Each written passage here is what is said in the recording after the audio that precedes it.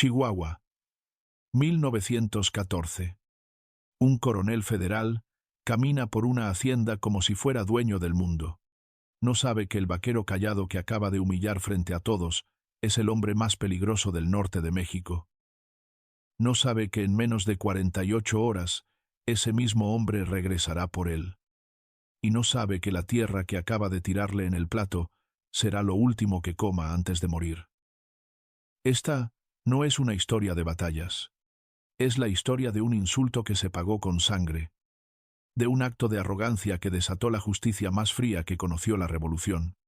Porque en el norte mexicano de aquellos años hay algo que vale más que el uniforme, más que el rango, más que las armas, la palabra empeñada y el honor defendido hasta las últimas consecuencias. Si lo estás viendo desde el celular, guarda este video ahora. No porque sea largo, sino porque es de esas historias que necesitas terminar. De esas que te van a hacer entender por qué en México todavía se habla de Rodolfo Fierro con un respeto que hiela la sangre. Y por qué algunas leyendas del norte nunca fueron inventadas. Fueron ganadas a balazos y a pura dignidad. Lo que casi nadie sabe es que Rodolfo Fierro no era un asesino impulsivo. Era un ejecutor paciente.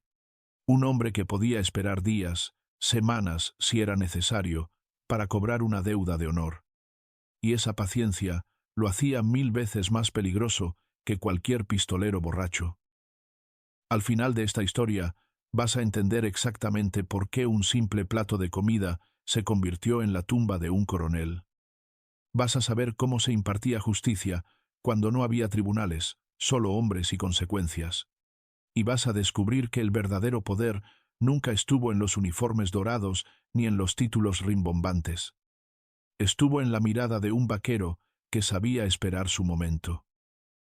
Pero antes de que Fierro regresara a esa hacienda para cobrar su deuda, antes de que el coronel Eusebio Contreras entendiera el tamaño de su error, hubo un momento donde todo parecía normal. Un comedor lleno de gente, un plato de frijoles, y un hombre que no sabía que estaba firmando su sentencia de muerte con un puñado de tierra. Hola, qué agradable verte de nuevo por mi canal. Cuéntame desde dónde nos ves en los comentarios y déjame tu like, suscríbete y vamos a empezar con la historia.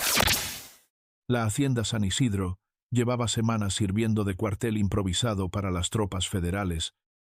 Eran tiempos extraños en Chihuahua.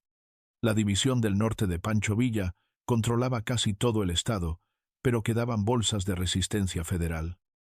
Haciendas fortificadas, pueblos atrincherados, coroneles que se negaban a aceptar que la guerra ya estaba perdida.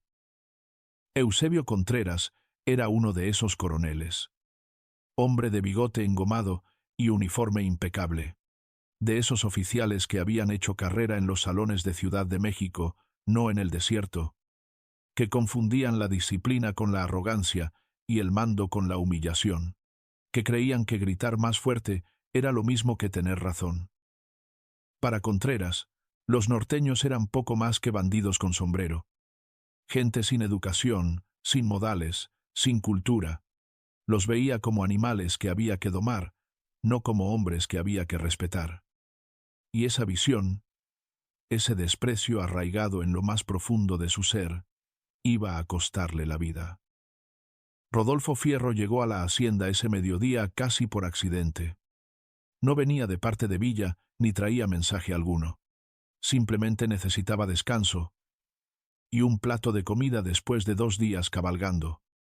Llegó como llegaban entonces los hombres del norte, sin anunciarse, sin pedir permiso, pero tampoco buscando pleito. Nadie en la hacienda lo reconoció. Y eso fue lo primero que selló el destino de Contreras. Porque Fierro no era de esos hombres que andan presumiendo quiénes son. Vestía como cualquier vaquero, pantalón de mezclilla, camisa de manta, sombrero de palma. Llevaba 2 pistolas al cinto, sí, pero en esos tiempos todos las llevaban. Lo único que lo distinguía era la mirada. Una mirada que no pestañeaba, que no se apartaba, que parecía calcular distancias y ángulos de tiro incluso cuando no había amenaza. Se sentó en una de las mesas largas del comedor de la hacienda. Pidió frijoles, tortillas y café. Nada más. Las mujeres que servían la comida lo atendieron sin preguntarle nada. En esos tiempos, hacer preguntas podía ser peligroso. Mejor servir el plato, cobrar si pagaban y seguir con lo tuyo.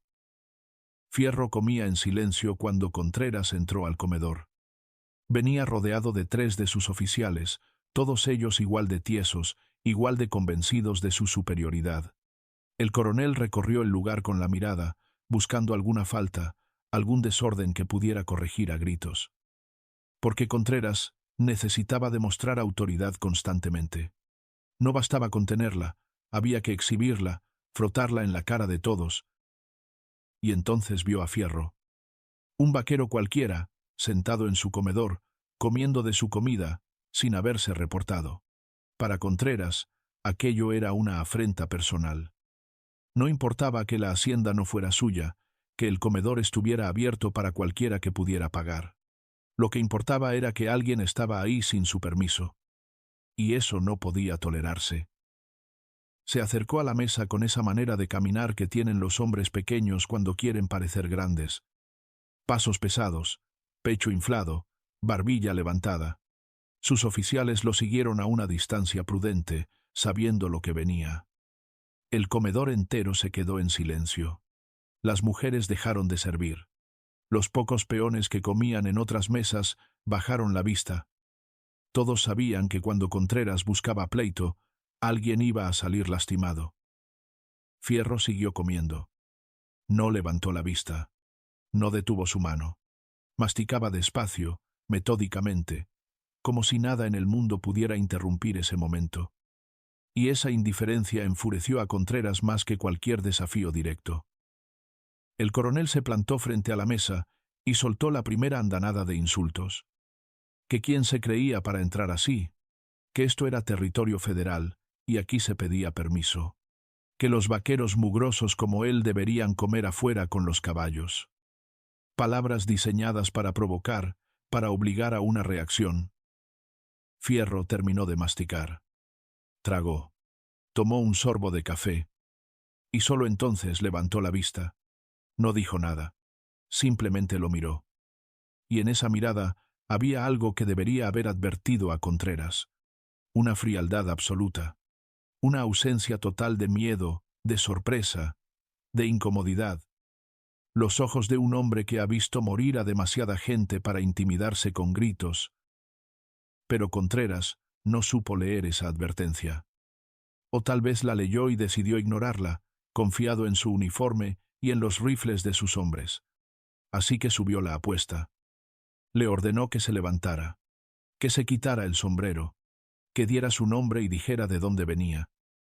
Todo con ese tono que no admite réplica, ese tono de quien está acostumbrado a que le obedezcan sin chistar. Fierro siguió sin hablar. Partió una tortilla, la usó para recoger frijoles, se la llevó a la boca, masticó con la misma calma de antes. Y ese silencio era más insultante que cualquier palabra.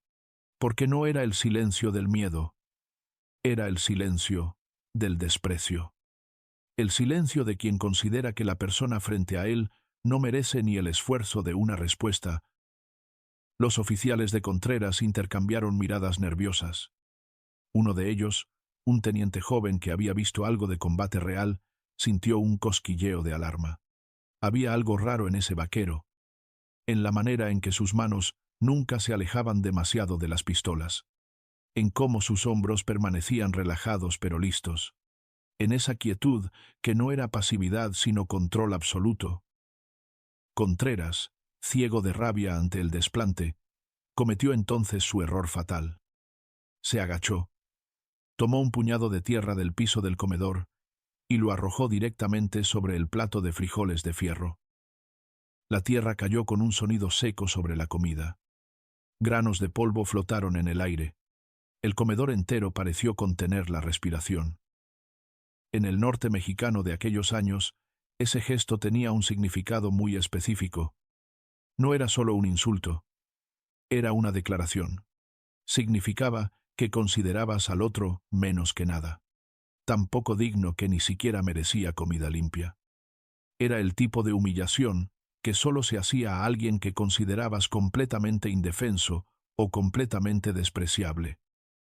Fierro miró el plato. Miró la tierra mezclada con los frijoles. Levantó la vista hacia Contreras. Y entonces, por primera vez, habló. Su voz era baja, casi un murmullo, pero en el silencio del comedor cada palabra sonó clara como un disparo. Le preguntó al coronel si sabía quién era. No con tono amenazante, sino con genuina curiosidad, como quien pregunta la hora. Contreras, todavía inflado de su propio poder, le espetó que no le importaba quién fuera, que aquí, él, era la autoridad, que si no le gustaba, ahí estaba la puerta. Fierro asintió despacio. Se levantó sin prisa. Dejó unas monedas en la mesa para pagar la comida.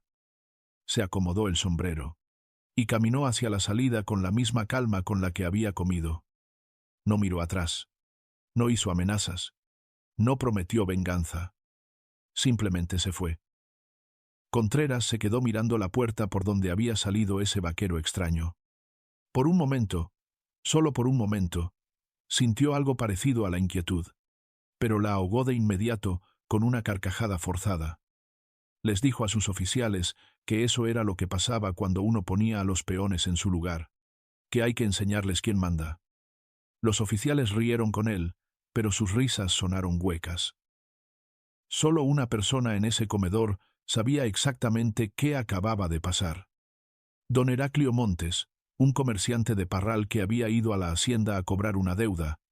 Montes conocía a Fierro. Lo había visto 2 años atrás en una cantina de Chihuahua, cuando Fierro ejecutó a 3 desertores villistas con 3 disparos en menos de 2 segundos.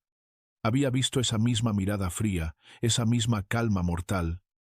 Y sabía, con una certeza que le heló la sangre, que acababa de presenciar la sentencia de muerte del coronel Contreras. Montes esperó a que cayera la noche. Cobró su dinero, se despidió cortésmente y cabalgó directo al campamento villista más cercano. No lo hizo para advertir a nadie. Lo hizo porque sabía que lo que venía después iba a ser historia. Y quería asegurarse de que la versión correcta llegara a oídos de Villa antes de que llegaran las exageraciones.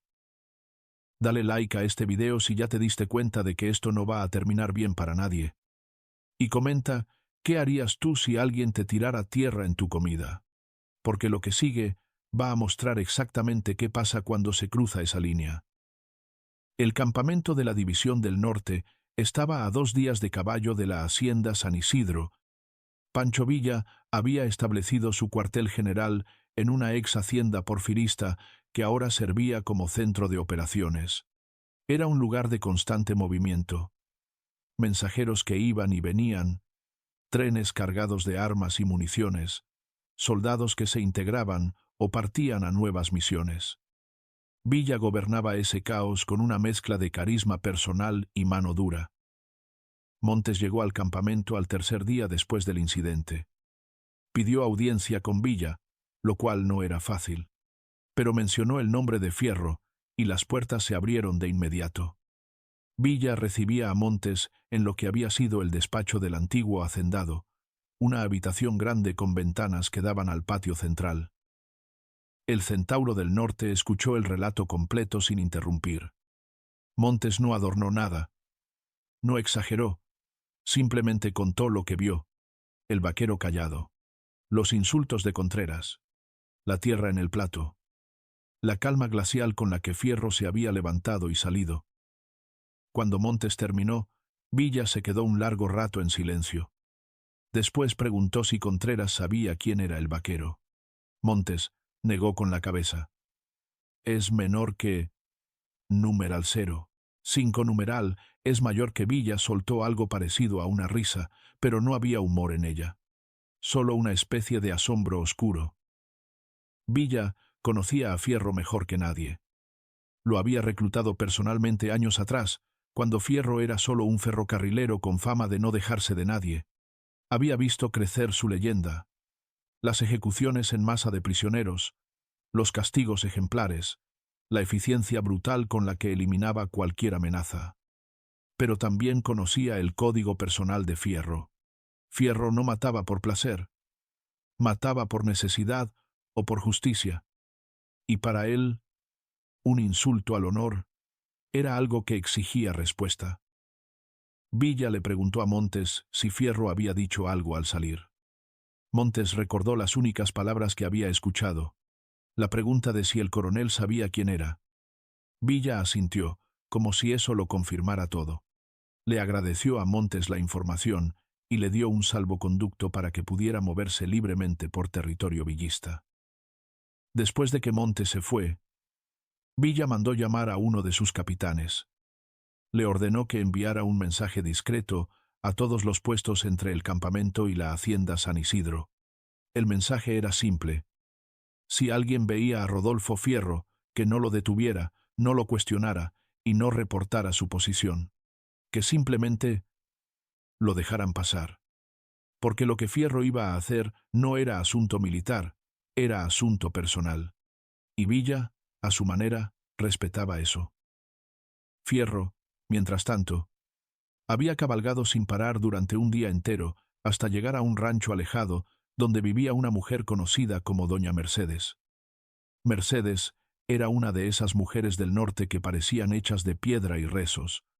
Viuda de revolucionario, madre de 2 villistas caídos en combate, había convertido su rancho en refugio discreto para hombres de la División del Norte que necesitaban descanso o curación. Fierro llegó al rancho cuando el sol empezaba a ponerse. Mercedes lo recibió sin preguntas. Le sirvió café negro y tortillas calientes. Lo dejó comer en silencio. Sabía que Fierro hablaría cuando estuviera listo, no antes. Y Fierro habló. Le contó lo de la hacienda, el coronel, la tierra en el plato. No pidió consejo ni busca absolución. Simplemente compartió la información, como quien comparte el parte del clima. Mercedes escuchó hasta el final. Luego le preguntó cuándo pensaba regresar. Fierro le dijo que en 2 días, que necesitaba dar tiempo para que el coronel bajara la guardia, para que creyera que el incidente había quedado olvidado. Mercedes asintió. Le ofreció su casa para que descansara. Le hizo una sola petición: que cuando lo hiciera rápido y limpio, que no pusiera en riesgo a la gente del pueblo. Fierro le prometió que nadie más se vería involucrado, que esto era entre él y el coronel, que entraría solo, haría lo que tenía que hacer, y saldría solo.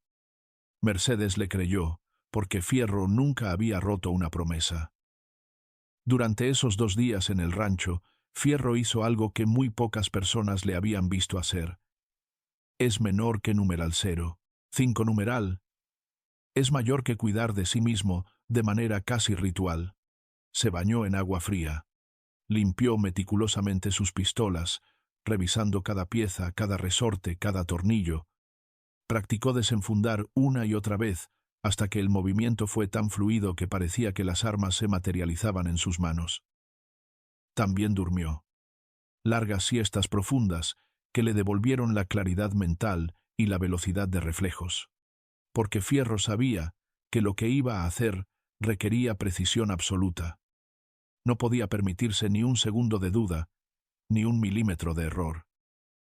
La noche antes de partir, Mercedes le preparó una cena sencilla: carne asada, frijoles de olla, tortillas de harina.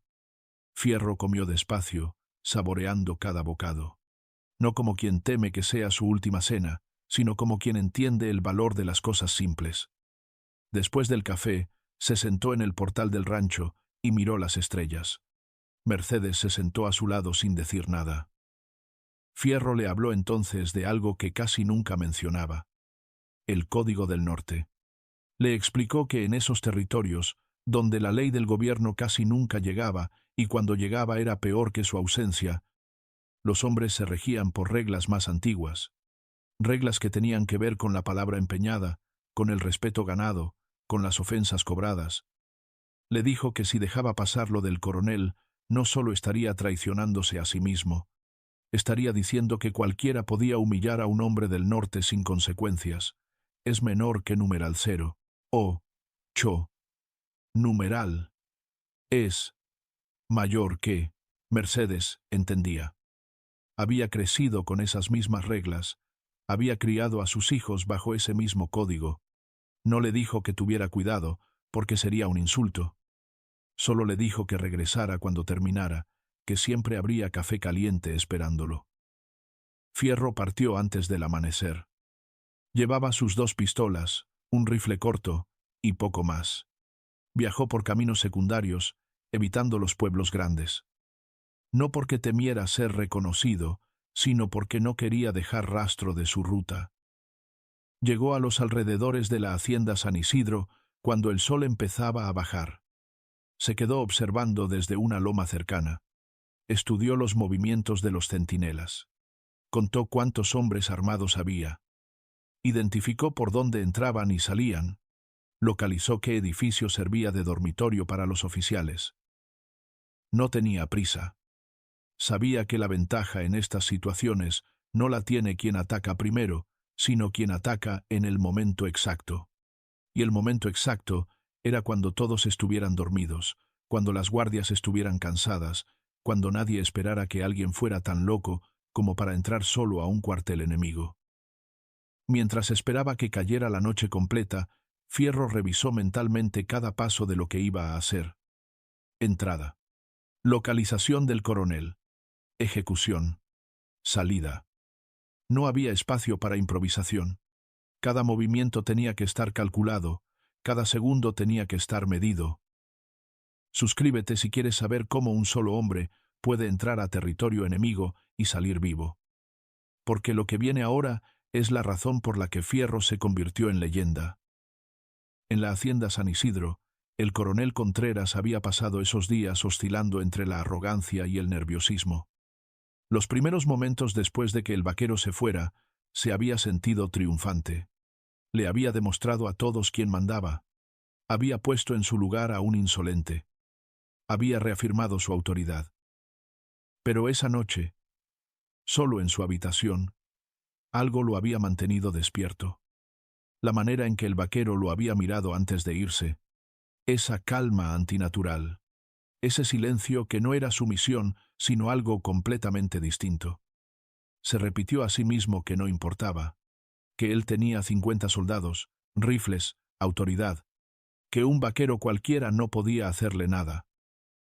Al día siguiente, había mandado discretamente a uno de sus sargentos a preguntar en el pueblo si alguien conocía a un vaquero alto, de mirada fría, que cargaba 2 pistolas. El sargento regresó con las manos vacías. Nadie había visto a nadie así, o nadie quiso decir que lo había visto. Contreras decidió que había sido solo un incidente menor, un maleducado que tuvo suerte de salir vivo. Para el tercer día, ya se había convencido completamente de que no había nada de qué preocuparse. Volvió a su rutina habitual. Inspecciones matutinas gritadas a todo pulmón, castigos arbitrarios a soldados por infracciones inventadas, comidas largas, donde pontificaba sobre estrategia militar sin haber visto combate real en años. Sus oficiales no compartían su tranquilidad. El teniente joven, el que había sentido ese cosquilleo de alarma durante el incidente, le sugirió a Contreras que tal vez sería prudente reforzar las guardias nocturnas, que incrementaran las rondas, que pusieran centinelas adicionales. Contreras se burló de él abiertamente. Le preguntó si le tenía miedo a un vaquero mugriento. Le dijo que esa era la diferencia entre los oficiales de verdad y los niños asustados. El teniente no insistió. Pero esa noche duplicó su guardia personal de todas formas. Cuando la oscuridad fue completa, Fierro comenzó a moverse. Había memorizado la posición de cada centinela. Sabía exactamente dónde había huecos en la vigilancia. No porque los federales fueran descuidados, sino porque es imposible cubrir todo el perímetro de una hacienda grande con solo 20 guardias repartidas en turnos. Se acercó desde el lado oeste, donde un barranco natural hacía difícil el acceso, y por lo tanto, los centinelas se concentraban menos. Dejó su caballo atado a más de medio kilómetro de distancia. Caminó el resto en absoluto silencio. Sus botas no hacían ruido, las había envuelto con trapos para amortiguar el sonido. Sus armas no tintineaban. Había asegurado cada hebilla, cada correa. La luna estaba en cuarto menguante, lo que le daba suficiente luz para ver, pero no tanta como para ser visto fácilmente. Fierro se movía de sombra en sombra, deteniéndose cada pocos pasos para escuchar. Oía las voces de los centinelas en la distancia, el ladrido ocasional de algún perro, el crujir del viento en los árboles. Llegó al muro exterior de la hacienda sin ser detectado. Era un muro viejo, de adobe, con grietas y huecos que facilitaban el ascenso. Lo escaló con la paciencia de quien ha hecho esto antes. Una vez arriba, se quedó completamente inmóvil durante varios minutos, convirtiéndose en parte del paisaje. Desde su posición podía ver el patio interior. 2 centinelas hacían ronda con linternas. Fierro cronometró mentalmente sus movimientos. Cada vuelta completa les tomaba aproximadamente 6 minutos. Cuando ambos estaban en el lado opuesto del patio, tenía un margen de 3 minutos para bajar del muro, cruzar hasta el edificio de los oficiales y subir las escaleras. Esperó hasta que las condiciones fueran perfectas. Los centinelas dieron vuelta a la esquina. Fierro saltó del muro y aterrizó en cuclillas, absorbiendo el impacto con las piernas. Cruzó el patio pegado a las paredes, moviéndose de manera que cualquiera que lo viera de reojo pudiera confundirlo con una sombra más. El edificio de los oficiales era de 2 pisos. Contreras dormía en el segundo. Fierro sabía esto porque había visto luz en una de las ventanas superiores cuando estuvo observando desde la loma. También sabía que Contreras dormía solo. Su ego no le permitía compartir habitación con oficiales de menor rango. La escalera principal estaba iluminada y visible desde el patio. Fierro la ignoró. Había visto otra escalera, exterior, que subía por la parte trasera del edificio. Probablemente una salida de servicio. Se movió hacia allá. Los escalones de madera crujían levemente bajo su peso. Fierro distribuía su peso cuidadosamente, pisando cerca de donde los escalones se unían a la estructura, donde eran más firmes. Subió despacio, un escalón a la vez, deteniéndose entre cada paso para asegurarse de que nadie había oído nada. Llegó al segundo piso. El pasillo estaba en penumbra, iluminado solo por la luz de luna que entraba por una ventana. 3 puertas daban al pasillo. Fierro se acercó a la primera y escuchó. Ronquidos profundos. Alguien dormía ahí. Segunda puerta. Silencio. Tercera puerta. Ronquidos suaves, entrecortados. Contreras dormía en la tercera habitación. Fierro lo supo por los ronquidos. Eran los ronquidos de alguien que ha bebido, que se siente seguro, que no tiene la menor preocupación. Probó la puerta con cuidado. No estaba cerrada con llave. Por supuesto que no. Contreras era tan arrogante que ni siquiera consideraba la posibilidad de necesitar protegerse.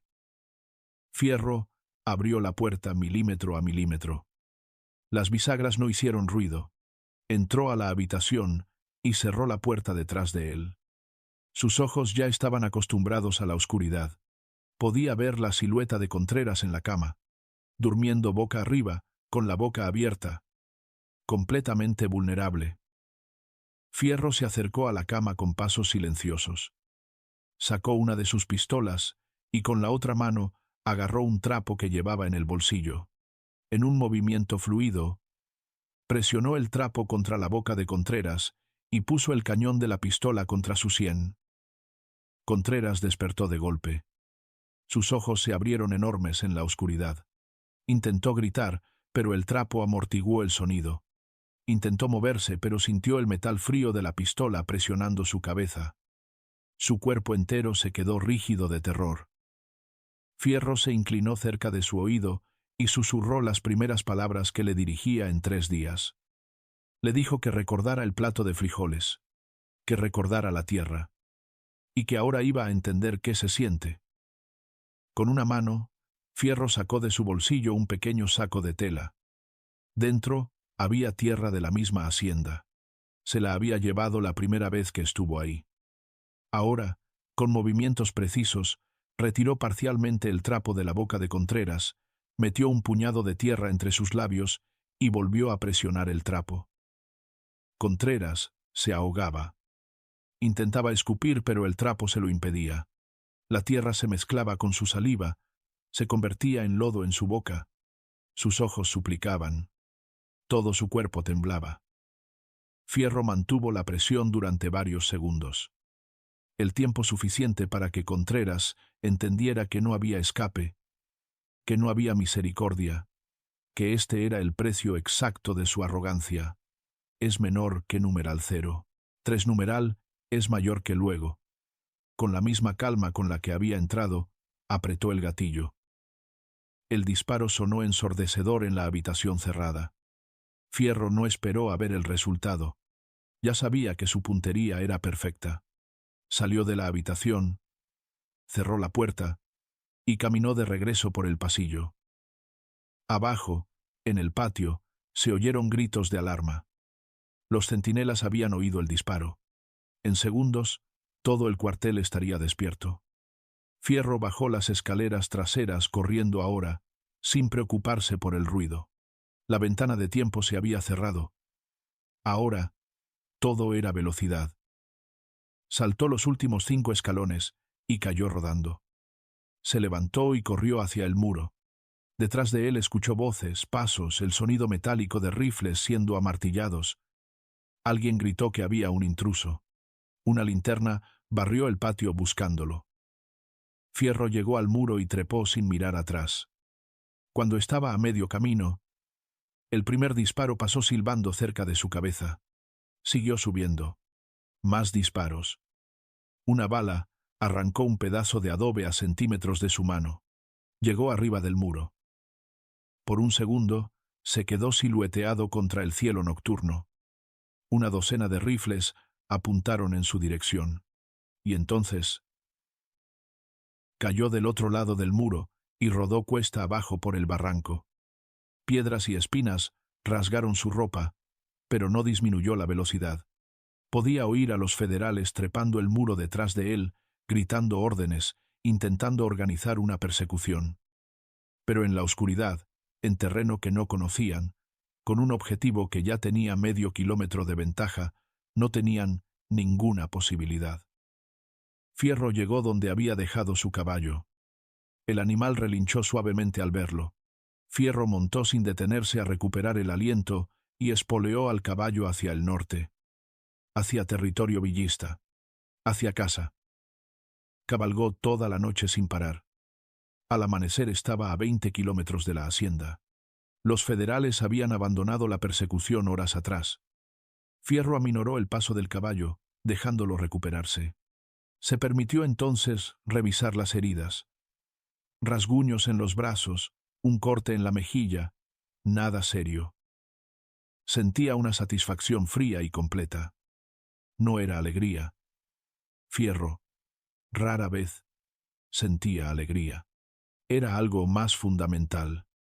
La sensación de que el universo estaba en orden, de que una deuda había sido saldada, de que el honor, ese concepto que para muchos ya era solo palabra, había sido restaurado de la única manera que importaba, con acciones, no con palabras.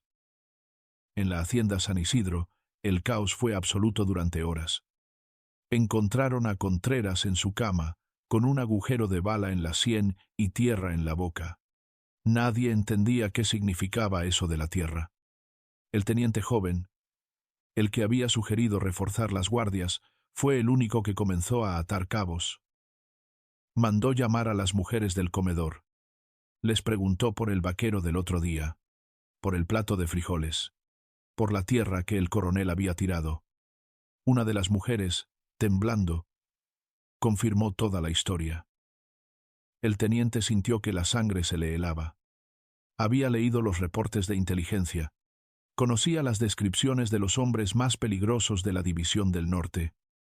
Un hombre alto, de mirada fría, que llevaba 2 pistolas y no hablaba a menos que fuera absolutamente necesario. Un hombre al que llamaban el carnicero. Un hombre llamado Rodolfo Fierro. El teniente tomó una decisión en ese momento.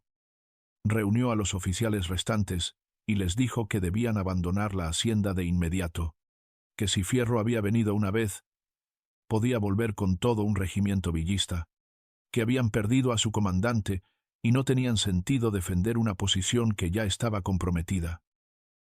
Algunos oficiales protestaron. Hablaron de honor, de no rendirse, de mantener el puesto. El teniente les mostró el cuerpo de Contreras. Les preguntó si querían terminar igual. No hubo más protestas. Para el mediodía, la hacienda San Isidro estaba vacía. Las tropas federales se habían replegado hacia el sur, hacia posiciones más defendibles, más cerca de refuerzos. La hacienda quedó abandonada, y la noticia de lo que había pasado comenzó a viajar. Don Heraclio Montes, el comerciante que había presenciado el insulto original, escuchó la historia completa 3 días después. La escuchó de boca de uno de los soldados federales que había estado en la hacienda esa noche. El soldado, todavía tembloroso, le contó cómo habían encontrado al coronel. La tierra en la boca, el disparo perfecto, la fuga imposible de un solo hombre contra 50 soldados. Montes llevó la historia de vuelta al campamento villista. Villa la escuchó con una sonrisa que no llegaba a sus ojos. Le preguntó a Montes cómo creía que debían registrar el evento en los informes oficiales. Montes sugirió que tal vez era mejor dejarlo como una leyenda no confirmada. Algo que la gente contara, pero que nadie pudiera probar. Villa estuvo de acuerdo. Porque las leyendas, le dijo a Montes, eran a veces más útiles que los hechos. Una leyenda crece, se repite, se expande. Se convierte en advertencia para los enemigos y en inspiración para los aliados. Y así fue como la historia de Rodolfo Fierro y el coronel que no supo quién era comenzó a viajar por todo el norte de México. De campamento en campamento, de cantina en cantina, de rancho en rancho. Cada narrador añadía pequeños detalles, pequeños adornos, pero la esencia permanecía idéntica. Un hombre había defendido su honor de la única manera que importaba en esos tiempos, y había salido victorioso. Para los federales, la historia se convirtió en pesadilla. Ya no era seguro humillar a cualquier vaquero que se cruzara en su camino, porque ese vaquero podía ser Fierro, o podía ser alguien que conocía a Fierro, o podía simplemente ser alguien dispuesto a hacer lo que Fierro había hecho. Para los villistas, la historia se convirtió en código, una demostración de que el honor no era negociable, que las ofensas no se olvidaban, que la justicia, cuando no venía de los tribunales, venía de las acciones. Fierro mismo nunca habló públicamente del incidente. Cuando alguien le preguntaba, simplemente se encogía de hombros. No confirmaba ni negaba. Dejaba que la historia viviera su propia vida.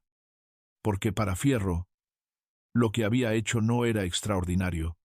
Era simplemente lo correcto. Regresó al rancho de doña Mercedes 3 días después del evento. Ella le sirvió café sin preguntar nada. Fierro se lo tomó en silencio. Luego le agradeció por la hospitalidad y le dijo que tenía que volver al campamento. Mercedes le preguntó si había cumplido su promesa. Fierro asintió. Rápido y limpio, le dijo. Nadie más resultó herido. Mercedes le entregó un pequeño paquete con tortillas y carne seca para el camino. Le dijo que siempre sería bienvenido en su rancho. Fierro le prometió volver. Y cumplió esa promesa varias veces más en los años siguientes, cada vez que necesitaba un lugar donde el mundo no pudiera encontrarlo. La historia dejó marcas que fueron más allá de la muerte de un coronel arrogante. Cambió, aunque sea un poco, la manera en que los federales interactuaban con la población civil en territorio disputado. Ya no podían darse el lujo de humillar a cualquiera. Ya no podían asumir que su uniforme les daba inmunidad, porque ahora sabían que había hombres dispuestos a cobrar esas deudas. Para las comunidades del norte, la historia se convirtió en una especie de justicia vicaria. Todos conocían a alguien que había sido humillado por algún oficial federal. Todos habían sentido la impotencia de no poder hacer nada al respecto. La historia de Fierro les decía que sí se podía hacer algo, que el poder no era absoluto, que la arrogancia tenía precio. Los años pasaron. La revolución siguió su curso violento y caótico. Fierro murió eventualmente, no en combate, sino en un accidente absurdo, ahogado en arenas movedizas mientras intentaba cruzar una laguna. Villa fue asesinado años después. Los protagonistas desaparecieron, pero las historias permanecieron.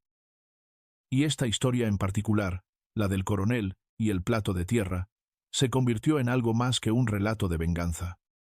Se convirtió en una lección sobre el respeto, sobre la dignidad, sobre el hecho de que el verdadero poder no está en el rango que llevas en el hombro, sino en la voluntad de defender tu honor cuando es atacado. Hoy, más de 100 años después, la historia sigue contándose. Ya no sabemos con exactitud qué partes son históricas y qué partes son adornos añadidos por generaciones de narradores. Pero eso no importa realmente, porque el corazón de la historia, su verdad esencial, permanece intacto. En el norte de México, durante la Revolución, había un código que se cumplía. Un código de honor que no necesitaba estar escrito porque vivía en las acciones de los hombres. Contreras pagó su arrogancia con su vida. Fierro restauró su honor con sangre. Y entre esos dos extremos vivió toda una cultura que entendía que algunas deudas solo se pueden pagar de una manera. La historia nos hace preguntarnos cosas incómodas. Sobre la justicia cuando no hay ley. Sobre el honor cuando la sociedad colapsa. Sobre la violencia cuando es la única respuesta disponible.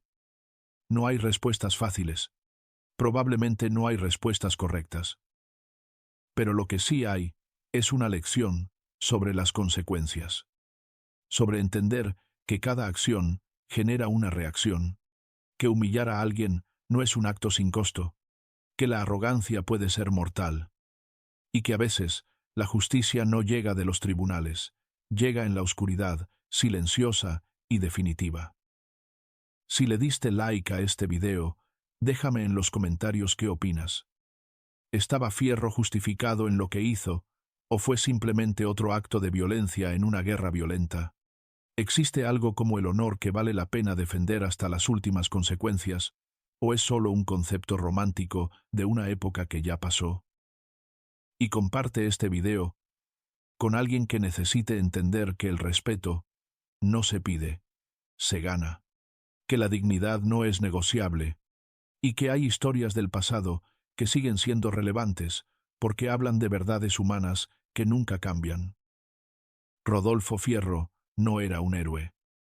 Era un hombre violento en tiempos violentos. Pero en ese momento específico, con ese acto específico, se convirtió en símbolo de algo que resonó profundamente en la cultura del norte mexicano. La idea de que nadie, absolutamente nadie, tiene derecho a pisotear tu dignidad sin consecuencias. El coronel Eusebio Contreras aprendió esa lección demasiado tarde. Con un puñado de tierra en la boca y un agujero de bala en la sien, y su muerte se convirtió en la leyenda que le sobrevivió. No como advertencia de evitar conflictos, sino como recordatorio de que en ciertos tiempos y ciertos lugares hay líneas que no se cruzan, y que cuando alguien las cruza, habrá siempre otro alguien dispuesto a hacerlas respetar. Esta es la historia de un insulto que costó una vida, de un plato de frijoles que se convirtió en tumba, de un hombre que creyó que su uniforme lo hacía intocable, y otro hombre que le demostró que estaba equivocado. Y es la historia de por qué, más de 100 años después, todavía hablamos de Rodolfo Fierro con ese respeto mezclado con miedo. Porque Fierro no fue solo un ejecutor, fue la encarnación de un código que todavía, en algún nivel, entendemos. El código que dice que hay cosas que no se perdonan, que hay ofensas que exigen respuesta, y que la justicia, cuando tiene que venir, viene. Suscríbete para más historias como esta. Historias que no te van a enseñar en los libros de texto porque son demasiado reales, demasiado crudas, demasiado humanas. pero que son exactamente el tipo de historias que necesitas conocer para entender quiénes fuimos, quiénes somos y por qué.